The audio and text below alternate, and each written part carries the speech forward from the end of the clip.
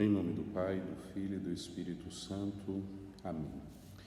Vinde, Espírito Santo, e enchei os corações dos vossos fiéis, e acendei neles o fogo do vosso amor. Enviai o vosso Espírito, e tudo será criado, e renovareis a face da terra. Oremos. Ó Deus, que instruístes os corações dos vossos fiéis, com a luz do Espírito Santo, fazei que apreciemos retamente todas as coisas, segundo o mesmo Espírito, e gozemos sempre da sua consolação. Por Cristo, Senhor nosso. Amém. Graça e paz a você que me acompanha nesse estudo, terceiro estudo sobre o sacramento da reconciliação. Já falamos nos episódios anteriores, sobre o sacramento em si, como ele se chama, por que os batizados precisam receber este sacramento, também a respeito das duas conversões pelas quais nós passamos na nossa vida. No segundo episódio nós falamos da penitência interior, e as múltiplas formas de penitência que podemos exercer, para manifestar esse desejo da conversão do coração. Hoje, nessa terceira parte do nosso estudo, nós continuamos seguindo os ensinamentos do Catecismo da Igreja a respeito deste sacramento, o sacramento da penitência ou o sacramento da reconciliação. O número 1440 do Catecismo nos lembra que o pecado, ele é uma ofensa a Deus, uma ruptura da comunhão com Ele e, ao mesmo tempo, é um atentado à comunhão com a Igreja. Sobre esses dois pontos nós já falamos nos outros episódios. E aí o Catecismo continua dizendo: por isso a conversão traz simultaneamente o perdão de Deus e a reconciliação com a Igreja, o que é expresso e realizado liturgicamente pelo sacramento da penitência e da reconciliação. Daí a necessidade de nós católicos, que sabemos da importância dos 7 sacramentos, uma vez batizados, com a consciência do que é o pecado, procurarmos o sacramento da reconciliação, uma vez que pecamos, para alcançar o perdão do Senhor e para nos reconciliarmos com a Igreja, da qual nós fazemos parte. Só Deus perdoa os pecados, nós sabemos disso. Quem tem poder para perdoar os pecados é somente Deus. E o Catecismo, no número 1441, vai dizer: por ser o Filho de Deus, Jesus diz de si mesmo: o Filho do Homem tem poder de perdoar pecados na terra. Evangelho de Marcos, capítulo 2, versículo 10. E exerce esse poder divino. É comum nós vermos Jesus no Evangelho curar as pessoas e lhe dizer: vá em paz, como naquele episódio com a pecadora, porque os teus pecados estão perdoados. Mas, ainda, em virtude de sua autoridade divina, transmite esse poder aos homens para que o exerçam em seu nome. No caso, este poder é dado aos apóstolos e aos colaboradores dos apóstolos. Hoje, os bispos e os presbíteros recebem da Igreja este ministério de poder perdoar pecados em nome de Deus.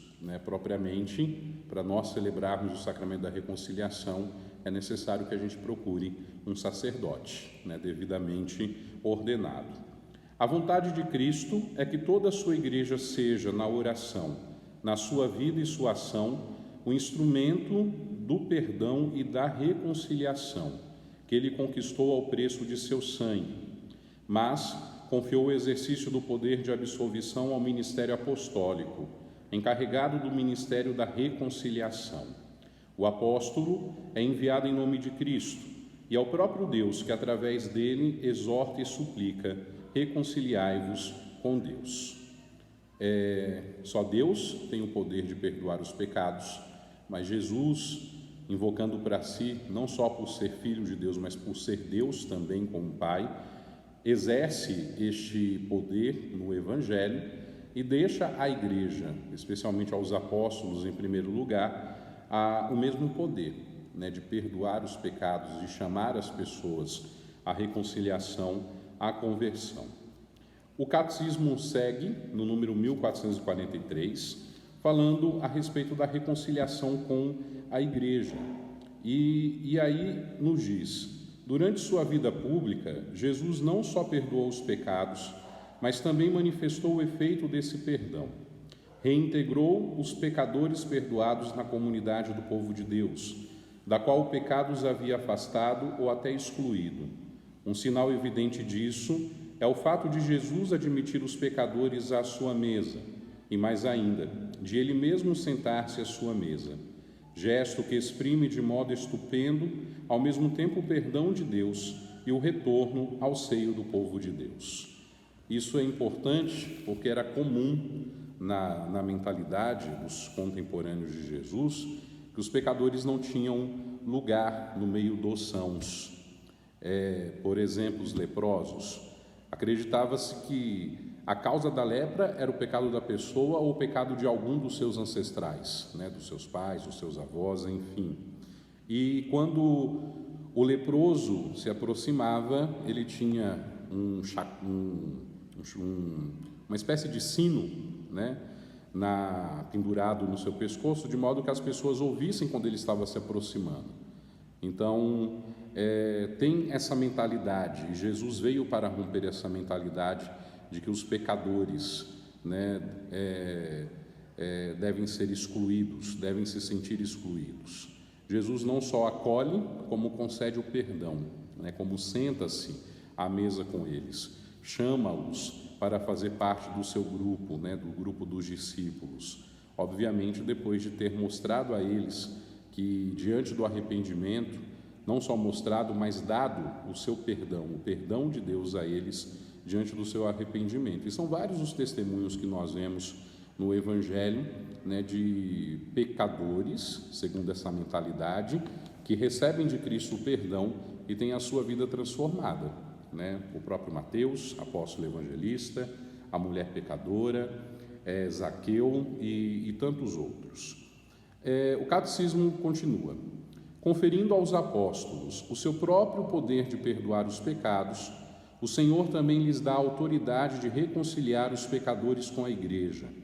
Essa dimensão eclesial de sua tarefa exprime-se principalmente na solene palavra de Cristo a Simão Pedro: eu te darei as chaves do reino dos céus, e o que ligares na terra será ligado nos céus, e o que desligares na terra será desligado nos céus.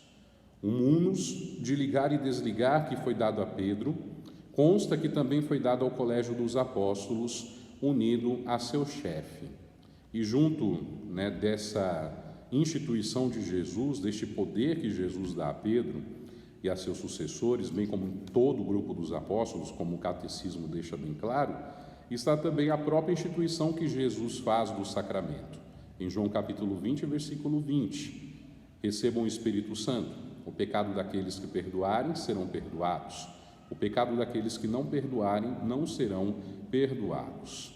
Essas palavras da primeira passagem do Evangelho, de Mateus capítulo 16, versículo 19, que fala da entrega das chaves a Pedro, as palavras ligar e desligar significam: aquele que excluirdes da vossa comunhão será excluído da comunhão com Deus.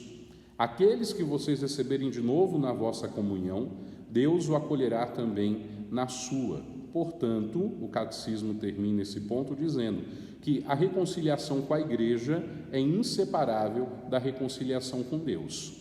Um forte motivo para os católicos acreditarem da necessidade de procurar o sacerdote para receber o perdão de Deus, porque recebendo o perdão de Deus, são reconciliados também com a Igreja, com a comunidade da qual fazem parte.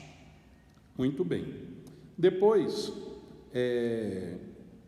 o catecismo traz 4 parágrafos dizendo do sacramento da reconciliação enquanto sacramento do perdão. Jesus instituiu este sacramento, como todos os outros, mas especialmente este sacramento da penitência, Eu quis dizer que Jesus quem instituiu os 7 sacramentos da Igreja foi Jesus. Eles são sempre frutos da paixão, da morte e da ressurreição de Jesus. Mas o sacramento da penitência, em especial, Cristo instituiu para todos os membros pecadores da sua Igreja, ou seja, para todos, porque todos nós somos pecadores. Antes de tudo, para aqueles que, depois do batismo, cometeram pecado grave e com isso perderam a graça batismal e feriram a comunhão eclesial. Disso a gente falou lá na primeira parte do nosso estudo. É a estes que o sacramento da penitência oferece uma nova possibilidade de converter-se e de recobrar a graça da justificação. Sou batizado. Em mim foi aniquilada pelo batismo a mancha do pecado original.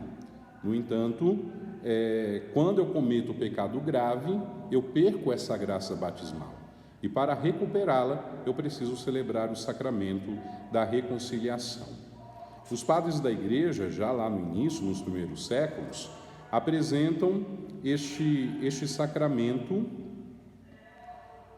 como a segunda tábua de salvação, depois do naufrágio, que é a perda da graça.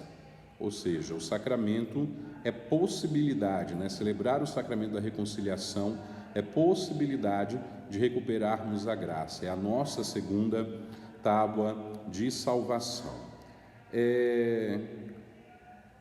Um dos padres da Igreja, que se chama Tertuliano, foi quem disse isso, que o sacramento da reconciliação é a segunda tábua de salvação, depois do naufrágio, que é a perda da graça. Vale a pena ler na íntegra o que o Catecismo diz a seguir. No curso dos séculos, a forma concreta segundo a qual a Igreja exerceu este poder recebido do Senhor variou muito.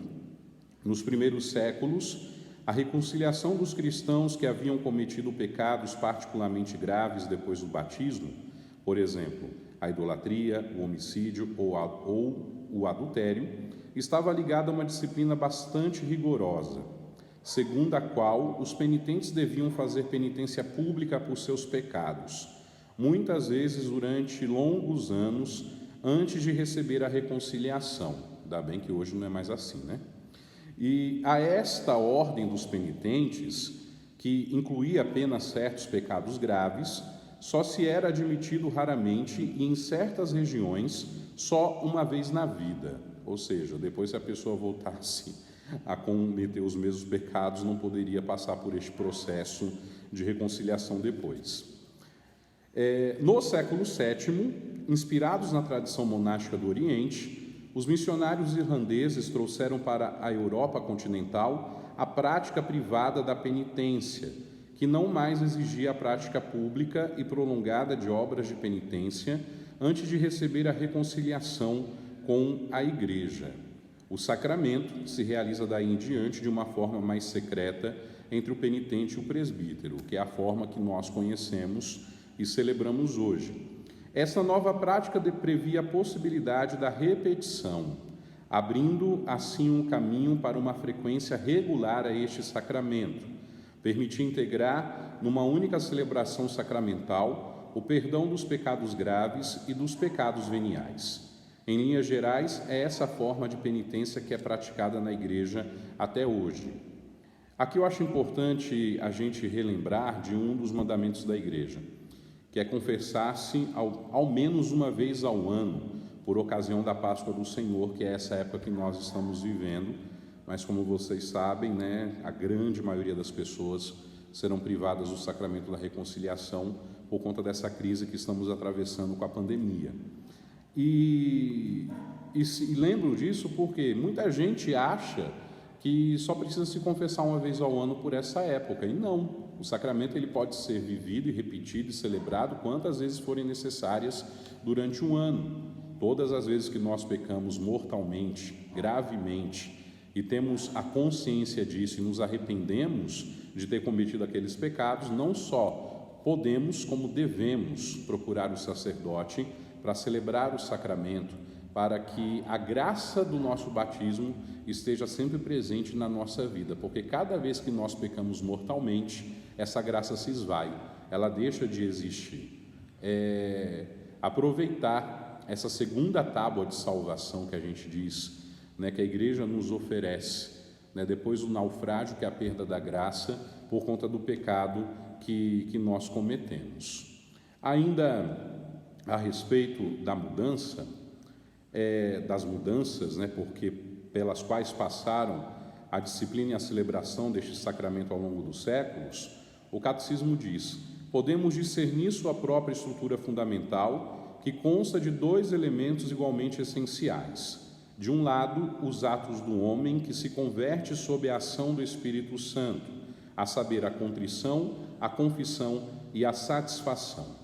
De outro lado, a ação de Deus por intermédio da Igreja. A Igreja que, pelo bispo e seus presbíteros, concede em nome de Jesus Cristo o perdão dos pecados e fixa a modalidade da satisfação, ora pelo pecador e faz penitência com ele. Assim o pecador é curado e reintegrado na comunhão eclesial. Mais para frente, nós vamos estudar sobre a celebração do sacramento em si e vamos aprofundar esses conceitos da contrição, da confissão, da satisfação e do perdão que a Igreja concede ao pecador. Mas já basta para a gente visualizar a contrição, a confissão e a satisfação é aquilo que diz respeito a quem se confessa. Então ele precisa se apresentar com o coração contrito.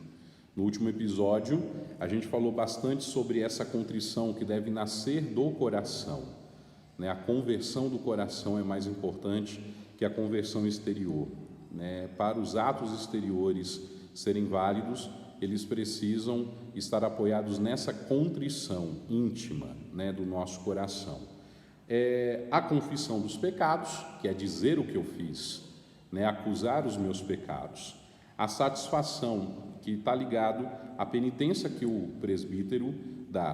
Quando eu cumpro a penitência, eu estou cumprindo essa determinação da satisfação. E o sacerdote, o bispo, aquele que ouviu a confissão, em nome da Igreja, confirma, né, o perdão daqueles pecados, mostra qual modalidade de satisfação ou de penitência que a pessoa deve fazer. Ora pelo pecador, faz penitência com ele, como nos disse o catecismo. No número 1449, fala da fórmula da absolvição, em uso na Igreja Latina, né, nós que temos o rito romano latino. A fórmula, ela exprime os elementos essenciais deste sacramento. O Pai das Misericórdias é a fonte de todo o perdão. Ele opera a reconciliação dos pecadores pela Páscoa de seu Filho e pelo dom do seu Espírito, através da oração e ministério da Igreja. 3 coisas. E aí eu já tinha dito a fórmula nos outros episódios, vou dizer mais uma vez.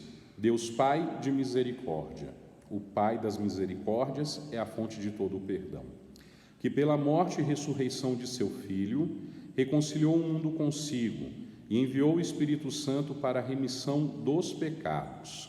Ele opera, o Pai de misericórdia, opera a reconciliação dos pecadores pela Páscoa do seu Filho e pelo dom do Espírito Santo. Pelo ministério da Igreja, te conceda o perdão e a paz, através da oração e do ministério da Igreja. E a absolvição é concluída com o sacerdote dizendo: eu te absolvo dos teus pecados, em nome do Pai, do Filho e do Espírito Santo.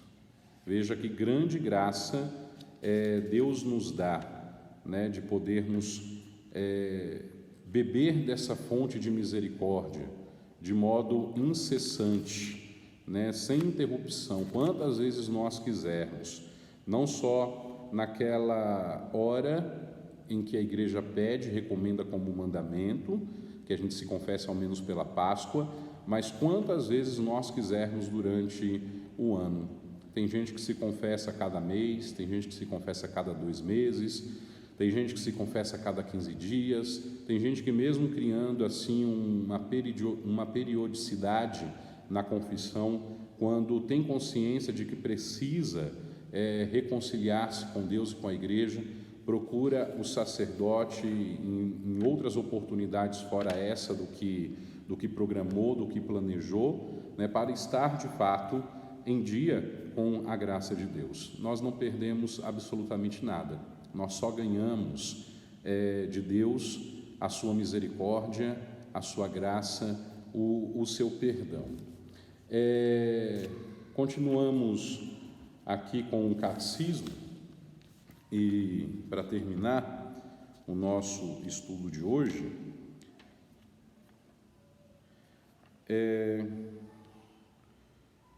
melhor, no próximo episódio, acho que isso vai demorar um pouquinho mais, tenho feito os nossos estudos em meia hora mais ou menos, mas esse vai ser um pouquinho mais curto, porque não quero que passe de meia hora e com certeza vai passar. A gente vai falar, então, no nosso próximo episódio, sobre os atos, né, do penitente, que é justamente esses 3 que já foram citados: contrição, confissão dos pecados e a satisfação. E aí a gente mergulha um pouquinho mais e aprofunda cada um destes 3 atos, né, que deve ter o penitente, aquele que busca o perdão de Deus, a reconciliação. Acho importante também dizer que, já disse e volto a dizer, esse sacramento é o sacramento da graça de Deus para nós, é onde nós podemos beber da misericórdia, do perdão do Senhor. Mais do que beber, né, do perdão do Senhor, viver os efeitos do perdão do Senhor. Não tenha medo, né, de procurar o sacerdote assim que possível para fazer uma boa confissão, né, reconciliar-se com Deus, reconciliar-se com a igreja. Não tenha medo, não tenha vergonha, não tenha receio. Tenha a coragem, né, de dar um passo adiante, né, na situação que de repente o pecado levou a tua vida a estar nesse momento. Não é vergonha nenhuma, pelo contrário, é uma atitude de coragem, reconhecer que errou, reconhecer que pecou, reconhecer que é necessitado da misericórdia de Deus. Que o Espírito Santo inspire-nos a todos nós. Primeiro, a fazermos a nossa contrição perfeita nesse tempo difícil que nós estamos vivendo, depois vamos falar disso também. E segundo, a procurarmos o sacerdote assim que for possível, para que nós possamos estar em dia com a graça de Deus. E mais do que isso, aproveitar todos os efeitos e ter sobre nós a graça do nosso batismo, que nós devemos cuidar para não perder em nenhum momento da nossa vida. Que o Senhor te abençoe ricamente, que Ele abençoe também sua família e que Deus, o nosso Pai de misericórdia, continue cobrindo a você e os seus com o poderoso sangue de nosso Senhor Jesus Cristo. Até o próximo episódio, espero que eu tenha ajudado você no conhecimento, na formação, também na preparação espiritual, né, para a celebração da reconciliação. Até o próximo episódio, então, se Deus quiser. O Senhor esteja convosco, Ele está no meio de nós. Abençoe-vos o Deus Todo-Poderoso, Pai e Filho e Espírito Santo. Amém. Fiquem em paz, fiquem com Deus.